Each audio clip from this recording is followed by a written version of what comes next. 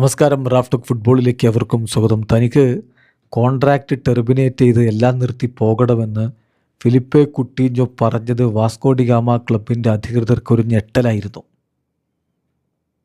അവർ അദ്ദേഹത്തെ അത്രയും വിശ്വസിച്ചിരുന്നു. ശരിയാണ്, ആരാധകരിൽ നിന്ന് അദ്ദേഹത്തിന് വിമർശനങ്ങൾ ഉണ്ടായിരുന്നു. ചില എക്സ്പേർട്ടുകൾ വിമർശനങ്ങൾ ഉന്നയിച്ചിരുന്നു. അദ്ദേഹത്തെ കൂവി വിളിച്ചിട്ടുണ്ട് ആരാധകർ. ഇതൊക്കെ ചെയ്യുമ്പോഴും പക്ഷേ അദ്ദേഹം കളി നിർത്തി മതിയാക്കി പോകും, വാസ്കോയിൽ നിന്ന് ടെർമിനേറ്റ് ചെയ്തു പോകും എന്നൊരിക്കലും അവരുടെ മാനേജ്മെൻറ്റ് കരുതിയിട്ടില്ല. അതുകൊണ്ട് തന്നെ അവരൊരു ഷോക്കിലാണ് അതെടുത്തത്. പക്ഷേ പിന്നെ താരത്തിൻ്റെ താല്പര്യപ്രകാരം കോൺട്രാക്റ്റ് ടെർമിനേറ്റ് ചെയ്യുകയായിരുന്നു. എന്താണ് കുട്ടീഞ്ഞോയുടെ പ്രശ്നം? കുട്ടീഞ്ഞോ വിശദമായിട്ടുള്ള കുറിപ്പൊക്കെ ഇട്ടതിലൊക്കെ വളരെ വികാരഭരിതനായി സംസാരിക്കുന്നതാണ് നമ്മൾ കാണുന്നത്.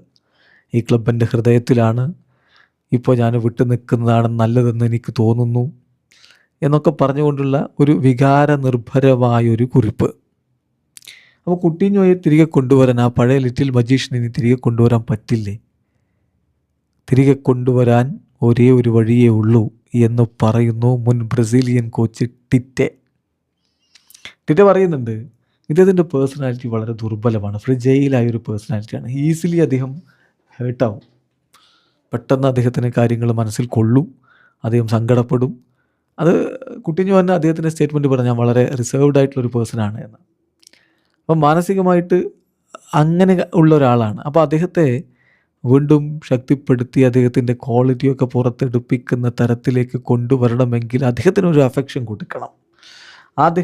അദ്ദേഹവുമായിട്ട് സംസാരിക്കാൻ തയ്യാറാവണം, അദ്ദേഹത്തെ ഉത്തേജിപ്പിക്കണം.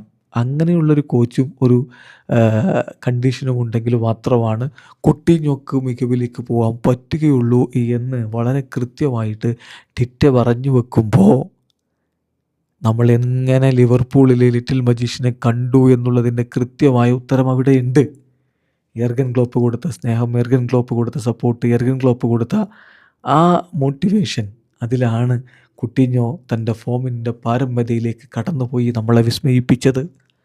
അവിടം വിട്ട് അദ്ദേഹം ബാഴ്സയിലേക്ക് പോയതോടെ തുടങ്ങിയ അദ്ദേഹത്തിൻ്റെ അധോഗതി. ഏതായാലും ഇപ്പോൾ ടിറ്റെ പറഞ്ഞ വാക്കുകൾ നമ്മൾ നോക്കിയാൽ ടിറ്റെ പറയുന്നു, Coutinho needs affection. Coutinho needs affection, he needs conversation. അദ്ദേഹത്തോട് സംസാരിക്കാൻ ആളുണ്ടാവണം, സംസാരിക്കണം. അതോടൊപ്പം തന്നെ അദ്ദേഹത്തെ ഉത്തേജിപ്പിക്കണം. അവൻ്റെ പേഴ്സണാലിറ്റി ഒരല്പം ഫ്രിജൈലാണ്.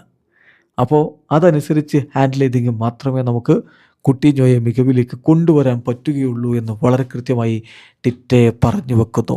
അപ്പോൾ ഇനി കുട്ടീഞ്ഞോ എങ്ങോട്ട് എന്നുള്ളൊരു ചോദ്യം വരുന്നുണ്ട്. തീർച്ചയായിട്ടും MLS ക്ലബ്ബുകൾ രംഗത്തുണ്ട് എന്ന വാർത്തയുണ്ട്. ചില ബ്രസീലിയൻ ക്ലബ്ബുകൾക്കും താല്പര്യമുണ്ട്. കുട്ടീഞ്ഞോ നിലവിൽ ഫ്രീ ഏജൻറ്റാണ്. എന്ത് സംഭവിക്കും കാത്തിരുന്ന് കാണാം. വീഡിയോ അവസാനിക്കുന്നു. ഫുട്ബോൾ ലോകത്തെ കൂടുതൽ വിശേഷങ്ങളുമായി റാഫ് ടോക്സിൽ എത്താം.